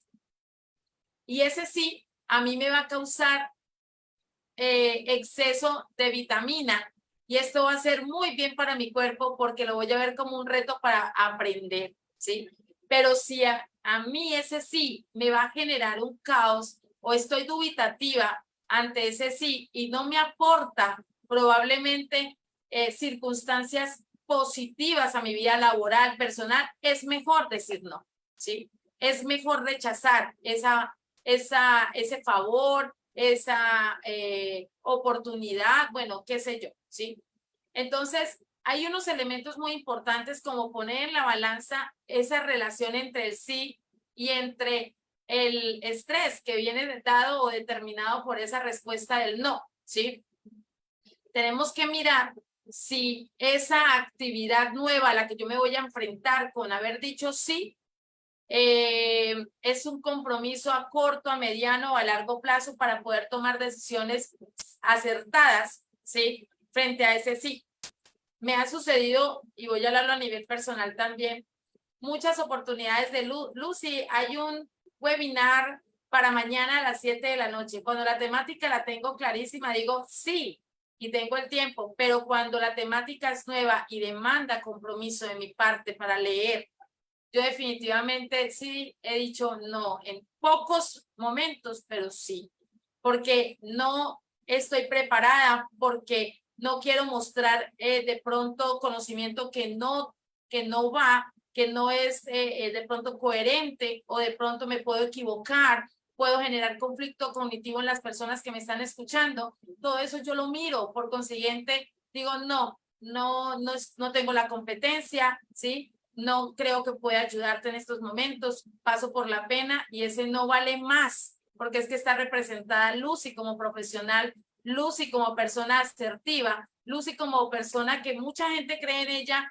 y dice, la palabra de Lucy es una palabra acertada y siempre está fundamentada en leyes, en cientificidad que avalan, ¿cierto? La información que ella está manifestando. De ahí la importancia de prepararse muy bien para todo este tipo de formaciones. También es importante eliminar la culpa de la ecuación. Es un dicho muy marcado en esto de la neurociencia y de la neuropsicología. No aceptar una solicitud por culpa o por obligación, ¿sí? Hacerlo probablemente tendrá como resultado más estrés y resentimiento. Entonces, no pretendamos siempre eliminar esa culpa de la ecuación que tenemos acostumbradas a las personas a que siempre dice sí. Ella nunca dice no, pero cuando Lucy dice no y dice no con argumentos, eso hay caos literal y no se puede convivir más con ella. Eso sobre todo pasa muchísimo en los lazos familiares, muchísimo, ¿sí? Por eso hay que aprender a tener diplomacia a la hora de expresarnos frente a este tipo de nos, ¿sí?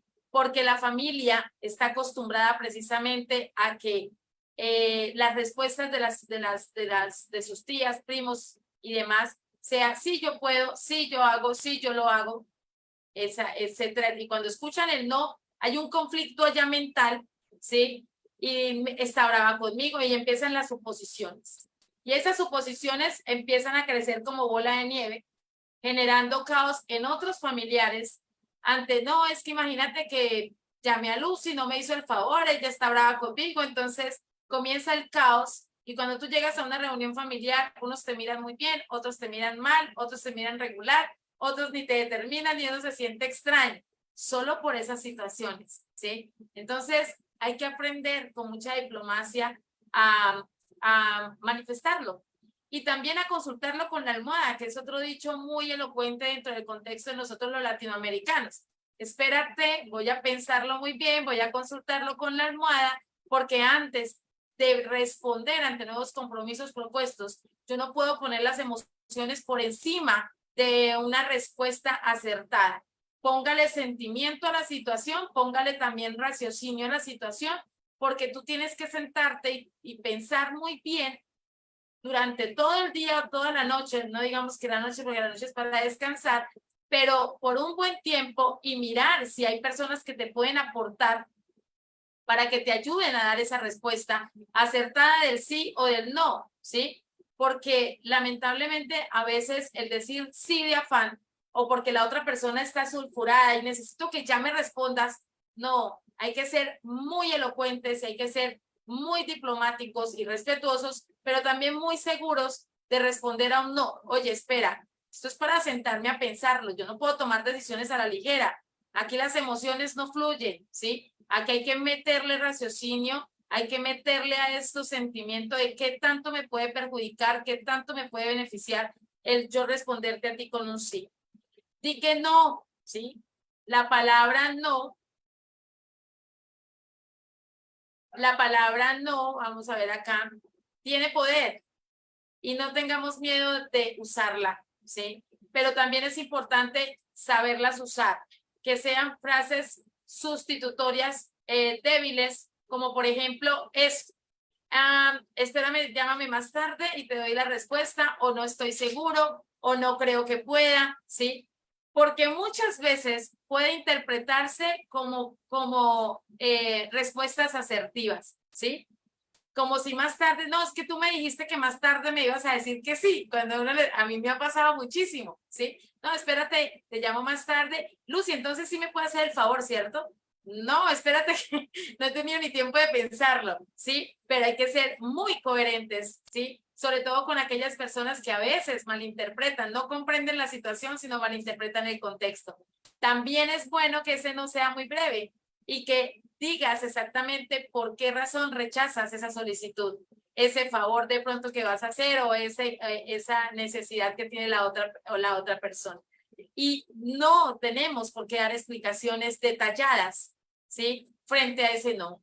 Eso es algo muy importante para ponerle a nosotros de verdad sanación a esas emociones que muchas veces nos logran perjudicar solo porque nosotros no tenemos la forma como expresarla, ¿sí? Cómo decirla, cómo manifestarla.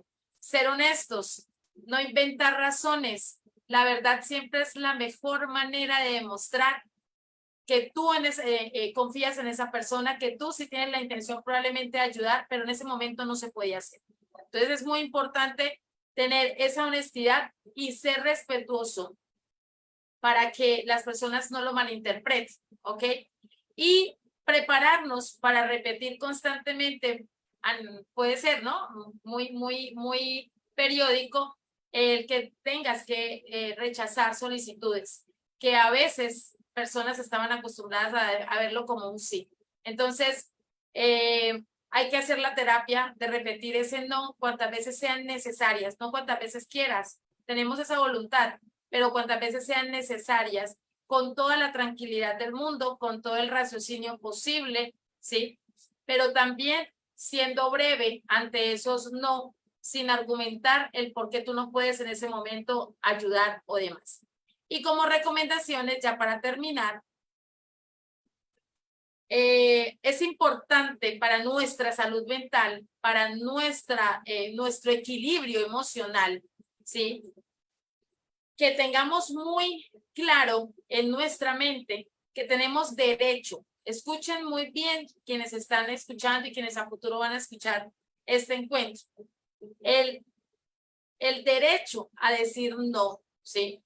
Y cuando se haga de una forma clara, sin que tú generes ambigüedades. Las personas que me conocen saben y me han escuchado en webinars y en encuentros, sabemos que las ambigüedades siempre dan el doble sentido como respuesta. Entonces hay personas que no comprenden, vuelvo y repito, sino interpretan según la ambigüedad lo que les conviene y eso puede generar un caos y te puede robar esa paz mental. Entonces, una recomendación es que aprendas a utilizar expresiones muy claras, como no me siento cómodo con esta situación, no puedo hacer eso por ti, ¿sí? Y no repetirlo con compréndeme, sino no lo puedo hacer, ¿sí? Y tengo mis razones para hacerlo, las expresas muy brevemente y listo. O esto no es posible, o por favor no hagas eso, o esto funciona para mí, o no puedo en este momento, ¿sí? O he decidido no hacerlo, o no quiero hacerlo, ¿cierto? O solo lo puedo hacer bajo estas condiciones hasta tal tiempo o hasta que suceda tal cosa, ¿sí?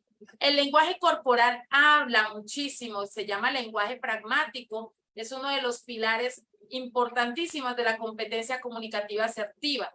Recordemos que hay 3 pilares importantes: semántica, sintáctica y pragmática. El lenguaje corporal es parte de nuestra pragmática y muchas veces nuestra gestualización, muchas veces nuestro movimiento ocular, nuestro movimiento de cejas habla por sí solo, ¿sí? Entonces es muy importante que ese lenguaje corporal demuestre confianza en ti mismo, ¿sí? Enfrentando a esa otra persona cuando le vayas a responder no o sí, haciendo contacto visual, utilizando un tono de voz tranquilo, a un volumen adecuado, ¿sí? Que no sea muy alto para que la otra persona de pronto ante el no vaya a interpretarlo como me estás gritando, estás bravo conmigo, ¿sí? Hay que evitar gritar o quedarnos completamente en silencio, ¿sí? Porque es una situación que pasa muchísimo en nosotros porque nos da pena decir no. Nos piden, nos solicitan el favor o nos manifiestan algo a través de un chat, a través de una llamada telefónica, sobre todo a través de los chats, porque la gente para solicitar favores abunda el chat para eso. Entonces nos solicitan el favor y uno omite la información. No tenemos el carácter para decirle, oye, en este momento no te puedo ayudar, sino omitimos y dejamos a esa persona en visto. Para casi todos los seres humanos, esa respuesta de quedarnos callados, de no dar una respuesta, es sinónimo de pronto de omisión, es sinónimo de no me tuvo en cuenta, genera muchas más dudas, ¿sí? Para la persona que está solicitando esa necesidad, ese favor o esa situación. Entonces es muy importante manifestar la respuesta siempre, ¿sí? Y un mensaje firme, pero un mensaje que siempre sea con base en el respeto hacia el otro. Piensa con anticipación lo que vas a decir, cómo lo vas a decir, ¿sí? Porque esto puede generar mayor confianza al defender tu postura, muy importante. Y último punto, cuando tú consideres apropiado, cuando tú lo veas conveniente, cuando tú estés tranquilo, escucha y considera la otra persona, la necesidad de la otra persona. No es obligatorio comprometernos a nada, pero también hay que ser asertivos para dar la respuesta, porque muchas veces las respuestas las damos porque con esta persona tenemos alguna relación interpersonal desequilibrada, o escuché que esta persona dijo algo, o bueno, puede haber un desequilibrio allí mental, y entonces en tono de venganza, en tono de autoritarismo, en tono de mostrarme a mí, entonces a esa persona le digo que no, ¿sí? Pudiendo hacerlo en algún momento. Entonces hay que ser muy asertivos para ello, y por consiguiente, muy, pero muy importante que seamos personas elocuentes con lo que manifestamos, con lo que expresamos, con lo que queremos decir, sea a nivel corporal o sea a nivel verbal. Con esto pues termino, doctora Laura, no sé qué tan asertivo haya sido, pero espero que a las personas de verdad les interese esto, porque Carlos lo nombró muy bien con ese no, y dije, la temática también la tiene clara y la voy a profundizar. Entonces, muchísimas gracias por la invitación y por el espacio. Lucy, querida, excelente, muy ilustrativo y bastante detallado. Me encantaría afianzar que el no, como tú dices, no puede ser frío, directo y solito. Esto implica autoridad. Y no solamente autoridad, sino implica, vayamos al contexto primario, la familia. Usted no puede educar a sus hijos con no, no, no, dictatorial y autoridad. Usted tiene que dejar los nos en los ámbitos educacionales, porque el hijo aprende por emulación. Entonces también aprende a decirle a usted no a todo. Tenemos que desarrollar en la mente del ser humano, de sus primeros ámbitos educacionales, que es la familia, un pensamiento analítico, un pensamiento que le permita discriminar por qué sí, por qué no. Entonces, cuando estamos en los ámbitos educacionales, cuidado, el tema es no subas, no comas esto, no te sientes, no mire. Básicamente, queridos papás, yo les invito a hacer un proceso de insight y mirar cuántos nos les dicen a sus hijos durante todo el día, independientemente de la etapa de edad que estén atravesando. Y mucho más cuando son pequeños, todo es no, no, no, no. Dentro de ese no, es mejor reemplazarlo por una comunicación asertiva y decirle, come estos caramelos, si comes en exceso, te va a dañar. Vas a sentirte mal, no va a ayudar a tu desarrollo. Tú quieres ser grande. Bueno, ahí hay muchos argumentos hermosos. Para educar a nuestros hijos tenemos que bajar a ese nivel mental y a esa conexión del vínculo, porque no podemos ejercer autoridad o criar a nuestros hijos con posturas de adultos, porque la comunicación no va a ser asertiva. Igual en cada etapa, en los temas que a ellos les interese, un comportamiento desadaptativo, no adecuado, una equivocación o un comportamiento a lo que denominan malcriado, es una gran oportunidad de orientar y enseñar al hijo la otra opción. No dentro de uno, te dije que no hicieras eso, porque iba a suceder este otro. Eso es autoridad. Ese es flagelo. Y por tanto, te castigo. El castigo ya no funciona. El castigo inhibe, bloquea al ser humano en todos sus procesos cognitivos. ¿Por qué? Porque lo pone en un sentimiento de amenaza, de miedo, de temor, y por tanto no te va a respetar porque te va a querer, te va a respetar porque te va a tener miedo, y miedo a la amenaza que tú vas a ejercer, y como dijo nuestro querido Carlos, encima que aplicas ese castigo que debería ser una negociación y una restricción dentro de, si tú sigues usando este móvil mucho tiempo, ¿cuál va a ser la consecuencia? Negociar, comprométete en que vas a tener solo eso 1 hora, pero si tú faltas a ello, ¿qué consecuencias puede haber? A ver, ¿qué sucedería? Que salga ese mutuo acuerdo de ambos lados desde pequeños. Entonces, les enseñamos a tomar decisiones y establecemos los nos, o sea, estos límites importantes en sus hábitos, en lo que deben comer, absolutamente en todo. Que eso ya tendríamos que profundizarlo a un nivel diferente. Y obviamente que el lenguaje corporal tiene que ser coherente. Si yo estoy poniendo firmemente una regla, pues mi lenguaje corporal tiene que estar no molesto, pero sí serio. No puedo dar una regla o corregir un comportamiento cuando estoy mostrando felicidad alguna. No hay coherencia en mi lenguaje corporal. O no puedo decir, estoy muy triste. No hay. Entonces no hay credibilidad, no hay confianza, no hay respeto. Todo absolutamente se involucra. Y todo lo que acabas de comentar, mi querida Lucy, tiene que ver con el límite de identidad. ¿Cuánto estoy dispuesto a hacer, a dar?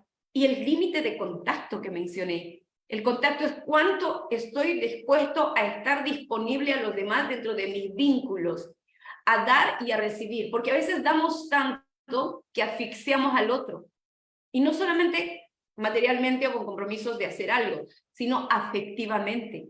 Aquí viene el tema de la necesidad del apego. Tengo que dar tanto que al final no recibo nada y yo también necesito afecto y cariño. Entonces, estos límites de contacto es importante despertarnos a ello. Límites en las potencias. ¿Cuánto realmente yo no me desgasto al comprometerme con algo que de manera amorosa y de contribución voy a estar dispuesto a dar? ¿O voy a estar dispuesto a estar en la vida de tal? ¿O voy a estar dispuesto a involucrarme y asumir más compromisos? ¿O ir a ese lugar si realmente no me agrada o me agrada? No es que yo tenga que cumplir y verme obligado a cumplir porque estoy sujeto al otro, al qué dirá el otro, y lo que piense y diga el otro por una acción mía es la responsabilidad de uno cuando le da autoridad a los otros frente a lo que piensa y siente. Y aquí hay un punto importante que es fundamental poner límites. A veces, he escuchado muchas veces decir, ¿no? Mi esposo me hace molestar. No, tu esposo no te hizo molestar. Tu esposo está tiene un comportamiento que no es el adecuado, pero quien decide molestarse eres tú. Antes de decidir molestarte o sentirte triste, ¿qué puedes hacer frente a ese comportamiento del cual tú no estás de acuerdo? Y aquí es aplicar estos límites frente a la comunicación asertiva. Mi hijo me enloquece. No, señora, su hijo no la enloquece. Su hijo tiene un comportamiento que de repente necesita regulación, límites, comprensión y orientación. Usted está decidiendo enloquecer para reaccionar de manera inadecuada. Así es. Y es ahí los límites, o sea, ¿qué debo hacer? Mi hijo enloquece, tiene un comportamiento que necesita orientación y necesita límites. ¿Qué debo hacer? O sea, quien decide sentirse culpable es usted. Quien decide molestarse es usted. Quien decide lo que decida emocionalmente es usted, porque le está dando autoridad a una situación externa que no está dentro de su ser. Límites en identidad. ¿Qué decido yo dar autoridad para que me afecte y qué no? Porque irremediablemente no vamos a poder cambiar ni afectar la vida del otro, pero sí la podemos respetar bajo esos límites y esa mirada amorosa, compasiva, de entender que tiene una historia, de una forma de ser, y mis límites es de que no estoy de acuerdo con ello, y por tanto los límites es ya una pequeña separación, y ya no tanto involucramiento, de manera creativa, respetando al otro, respetando su historia, con esta mirada amorosa, compasiva, de entender que no somos perfectos, pero sí esta mirada aplicada a nosotros, que tampoco soy perfecto. Y aquí siempre yo tengo este rezo: me amo, me respeto, me honro, me dignifico, me resignifico, a pesar de mis errores, pero esos errores es la riqueza de madurez. Se dice, maduramos por los dolores, no por los errores. Es decir, ¿cuánto te dolió? Aprendes de eso y eso es lo que te obliga y te saca de tu estado de confort para aprender. Dejas el dolor, te quedas con el aprendizaje y sigues aprendiendo, reaprendiendo y resignificando. Y si aquí y ahora te has dado cuenta de que tu forma de estar en la vida no tiene estos límites saludables, te invito a notar unos 5, los más importantes que en este momento tú necesites, y hacer un programa donde los vas a aplicar a qué niveles de tu vida. Y tanto los vas a aplicar, repetir y repetir, vas a debilitar otras formas de estar en la vida no saludables y vas a instalar una nueva forma de estar, lo que va a afectar muchísimo tu contacto con los otros, con el exterior, te va a abrir muchas oportunidades de generar en ti una vida saludable, maravillosa y plena, porque va a aperturar tu nivel de conciencia. Es fundamental ello. Y todo esto que ustedes han escuchado acá y muchísimo más, debido a lo compartido, a la emergencia de complementar educación en los niveles docentes, padres de familia, especialistas en todas estas áreas que estén interesados y en contacto con alumnos para poder aportarlos dentro de esta neurodiversidad, de esta neurodivergencia, de inclusión, de que quieran aprender, acompañar a desarrollar programas curriculares adaptados en pedagogía y padres, formas de crianza en sus hijos, donde también contribuyan de esta manera y a su vez de manera exquisita, complementar conocimientos de altísimo valor basados en la ciencia, en la psicología, en la neurología, en un aprendizaje de todos estos aspectos emocionales integradores, humanistas, integral, que ese es también fundamental entender, porque somos un todo, no podemos trabajar las partes de manera parcial, porque tendremos habilidades solo en un aspecto y careceremos de los otros aspectos. Desde ya quiero anunciarles de que se va a crear un programa maravilloso denominado Cocinando Pedagogía Inclusiva desde la psiconeuroeducación. Un programa que va a ser hermosamente diseñado con todo este constructo y va a ser lanzado muy pronto y desarrollado por mi querida Lucy Otero y por quien les habla en este momento, la doctora Laura Berríos. Vamos a unir conocimiento y hacer estrategias maravillosas para transmitir y preparar en este curso taller todo lo que necesita un docente, un padre, un ser humano que esté vinculado a todo su propio desarrollo. Querida Lucy, te invito por favor a abordar un poquito este tema, el nivel sobre todo pedagógico, inclusivo y lo que se va a generar dentro de todo este programa espectacular.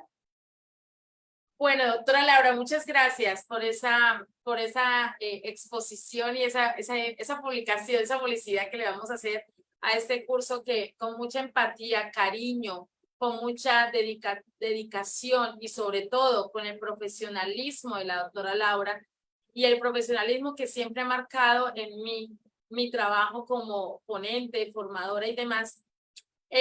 Vamos a trabajar un curso virtual 100%, pero tiene algo que la gente de pronto, los que no me conocen pueden aprender a conocer, los que ya me conocen lo saben, que es practicidad. Vamos a trabajar un curso de aproximadamente 100 horas prácticas los días sábados en el horario de las 2 de la tarde hasta las 7 de la noche, hora Colombia, hora Perú, hora México, 1 de la tarde, 6 de la tarde, hora Argentina, serían 4 de la tarde a 9 de la noche, para trabajar todo lo que es la parte pedagógica en el marco de la educación inclusiva y en el marco de la psiconeuroeducación, ¿sí? Es súper importante tener en cuenta estos dos aspectos, y el tercer aspecto, que es el de la pedagogía, que es prácticamente la línea que nos va a llevar a aprender estos nuevos elementos, como lo es la psiconeuroeducación y otros que se desglosan de allí. Vamos a trabajarlo a través del curso llamado Cocinando Pedagogía en el marco de la inclusión y la psiconeuroeducación. Así lo vamos a llamar, es lo que antes llamábamos la cocina metodológica, pero cambiamos el nombre precisamente para agregarle ese plus tan importante como es la parte emocional, la parte de autorregulación y psicológica, que sí o sí amerita. Estamos teniendo docentes muy altos en pedagogía, pero de pronto un poco desequilibrados en el manejo de la parte emocional hacia los estudiantes, porque desconocen cómo es que lo debemos hacer. Entonces, todo esto lo vamos a aprender, vamos a conocer de la taxonomía de Bloom, que es súper importante para diseñar actividades sobre el marco de la inclusión, enseñanza multinivel. Vamos a trabajar el diseño de competencias, vamos a trabajar también el diseño universal para el aprendizaje en sus 3 niveles, nivel 1, nivel 2 y nivel 3, llevándolo a la práctica para la detección y la eliminación de barreras en el contexto institucional, ¿no? En el contexto de la escuela y también en el contexto de las aulas de clase. Vamos a trabajar rutinas de pensamiento para despertar la creatividad, uno de los elementos más importantes de las competencias transversales o genéricas que el Foro Mundial de Economía nos está a nosotros probablemente sugiriendo que tengamos en cuenta en las aulas, como otros tipos de competencias, pero este de la creatividad es bastante interesante. Y otras temáticas que tienen que ver con la neuroeducación, con la psicología, abordadas desde el contexto y la experticia de la, desde el conocimiento y la experticia de la doctora Laura. Más adelante estaremos entregando algunas grabaciones para que las publiquemos y puedan ustedes entender en qué consiste cada uno de los elementos que vamos a trabajar. Ya las inscripciones están abiertas. Nos pueden escribir al número 316-471-2276 o al contacto de la doctora Laura, que ahora les dirá, el mío con indicativo 57 para quienes están viendo esto en otros países, y solicitar toda la información pertinente para entregarles a ustedes y que ustedes se vayan con la plena seguridad. Algo muy importante de este curso es que por primera vez los cursos de pedagógicos que se imparten, por lo menos de mi parte, van a tener 4 reconocimientos en un certificado de las 4 organizaciones que aborda la doctora Laura, y esto me da a mí la alegría más grande del mundo, el saber que confían en mi trabajo, que ven en mí una persona idónea para representar estas 4 organizaciones a través de ese certificado. Entonces, como digamos reconocimiento, premio a ese curso, ese certificado va a tenerlo cada una de las personas que va a hacer con nosotros el curso, ya sea de forma sincrónica o asincrónica, ¿sí? Y reconocer que estas organizaciones todas cuentan con aval mundial, que es lo más importante. Entonces, ya les dejo el contacto con la doctora Laura para que también se los proporcionen a ella para los que se quieran comunicar con ella. Gracias, doctora, por el espacio. Excelente, querida Lucy. Quien quiera esté interesado en llevar este curso taller se puede contactar por Messenger mediante la Organización Mundial de la Familia. Me parece muchísimo más práctico y de ahí vamos canalizando todo.